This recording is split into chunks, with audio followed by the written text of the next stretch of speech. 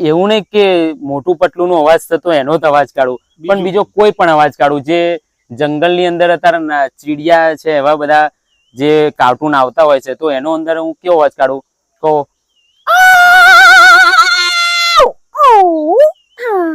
ये क्या हुआ? ओ मम्मा, क्या तुम भी मेरे साथ चलना चाहती हो? ओ नहीं। ओह जानो चिड़िया, क्या तुम इस घोंसले को बनाकर हमेशा के लिए मेरे साथ रहना चाहती हो? ओ मम्मा, मैं तो तुम्हारे साथ रहना चाहती हूँ, लेकिन ये क्या है? हमारे पापा हमको बहुत मारते हैं, लेकिन तुम हमारी बहुत रक्षा करती हो।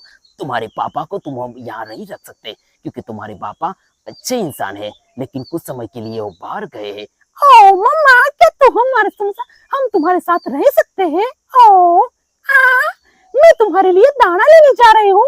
वैसे तुम यहाँ से शांति और सुरक्षित रहना, कोई भी आवाज दे तो बाहर मत निकलना। ओके मम्मी, तुम जाओ। આવું પણ હું અવાજ કાઢી શકું.